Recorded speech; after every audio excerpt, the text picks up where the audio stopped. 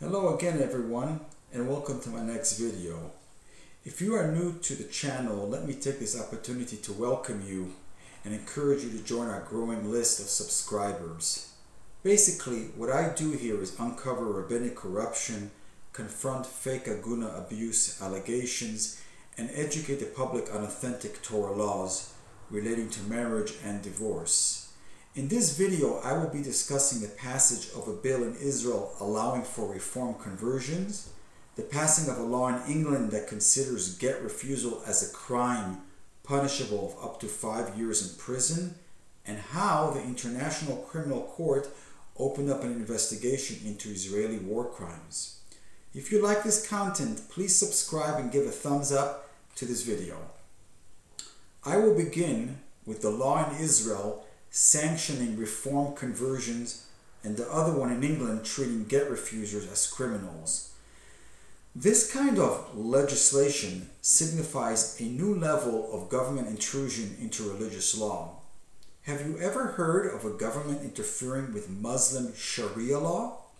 The reason you haven't is because the Muslims would vehemently protest any government attempt to modify, alter, or change any one of their religious practices. So how is it possible that in Israel, the reform movement is now allowed to perform conversions? Why is it that the UK has involved itself in Jewish divorce law while the fake phony rabbis are silent?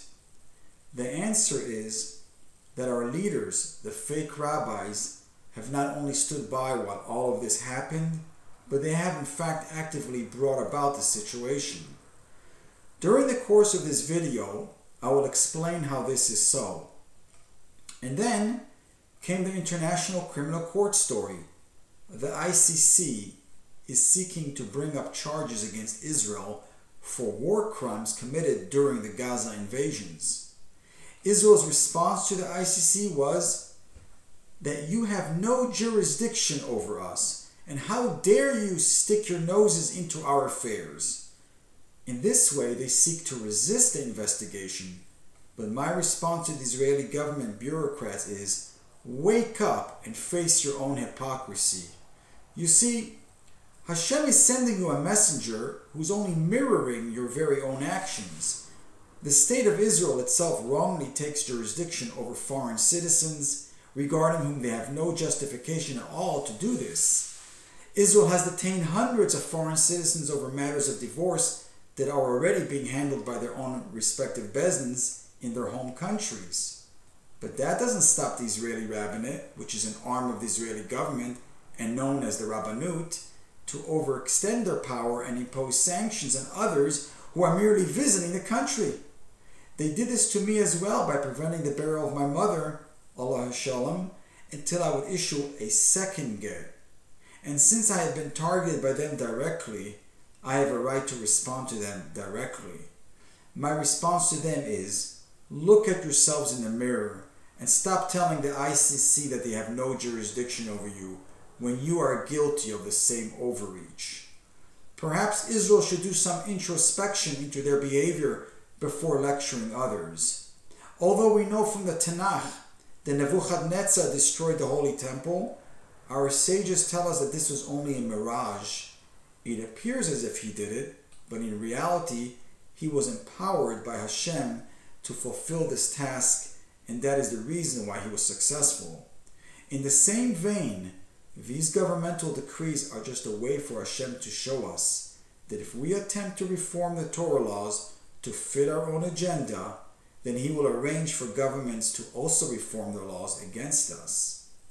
Once upon a time, a few years ago, a felon named Sheldon Silver, the former Speaker of the New York State Assembly, along with a few fake rabbis from Agudas Yisrael, petitioned for something called the New York Get Law. This law has already created countless situations of forced gittin, the coercible type of get, which invalidates them and creates mamzerim. There have been many halachic responses discussing this problematic get law, a monstrosity which has incidentally not been adapted by most states of the Union due to its being clearly unconstitutional. Now in the Torah, there is a concept of someone who sees wrongdoing and does not protest it, that he is culpable for the same sin. Therefore, it is not only the rabbis spearheading the legislation who are the bad ones, but also the ones who merely look the other way without protesting. They are the ones who are in essence giving their endorsement to these Torah violations. So make no mistake, the recent media blitz of multiple gittin issued after Instagram and Twitter postings and masses protesting may have produced gittin, alright, but clearly they are puzzled as they were coerced from these individuals creating get meusa.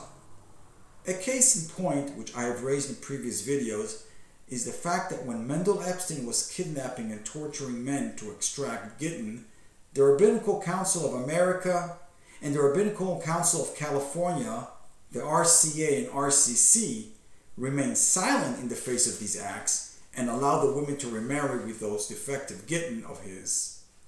Only when Epstein was caught did Rav Moshe Tendler explicitly state in an interview that Epstein's gittin were all bad. This is what the rabbis do. They are silent when it comes to things such as the New York Get Law or Mendel Epstein's kidnapping schemes, or to the Israeli rabbinate's coercive measures employed against citizens and non-citizens, and only speak out when the cat is out of the bag. The RCC lying to the Jewish people inevitably leads to the ICC Harassment of Israel. Chazal say in Pirkei Avos, Al tisvada lo reshus, which means do not consort with the authorities, because when you approach the authorities to help you in any matter, you will need to watch your back. Once you open the door to them, you have opened up a Pandora box, because then they will take over your life. And so it goes with people like Felon Sheldon and the phony rabbis of the Rabbanut. For decades now, the Haredi rabbis have been warning us about Rabbanut rabbis consorting with the government in matters of marriage and divorce, which would lead to problems of Eshet Ish and Mamzerim.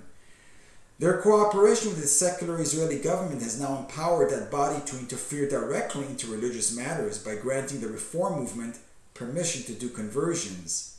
None of this would have occurred had the Rabbanut stood fast in being compliant with strict halacha without allowing any governmental intrusion into religious affairs. Who knows what will come next? In the same Pirkei Avos Mishnah quoted above, it also advises a person to not take positions of power that allows them to subjugate others. We have already witnessed Sheldon Silver's fall from grace. Will governments now strip the Bati Din of their power completely in matters of marriage and divorce? Only time will tell, but this seems to be the trajectory. And in some countries, we're already witnessing the banning of things such as bris milah, shchita, kaparis with chickens.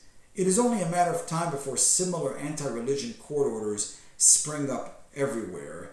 These events really come to no surprise, since we are witnessing not only the continued deterioration of Judaism, but also of society in general.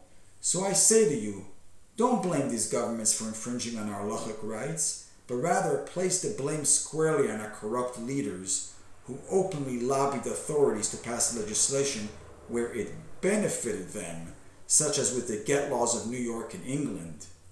I have quoted the Gemara in Shabbos 139a several times before, the one that states that when tragedies befall the world, such as wars or plagues like COVID-19, that we have to go and investigate the rabbis and particularly the bezdins over it, because it is their corruption that brings these tragedies upon us. Not surprisingly, my message has seemingly fallen on deaf ears because rabbinic corruption persists. But to me, it is pretty clear that Hashem has had enough of all this corruption and is sending us these messages in order to reveal to us the rabbinic hypocrisy that is going on. So it is my fervent hope that we merit to see very soon the fulfillment of Hashiva Shaftenu Kevarishona. May Hashem restore our judges to the good old days when our leaders and rabbis were God-fearing. Thank you all for watching, and see you all in the next video.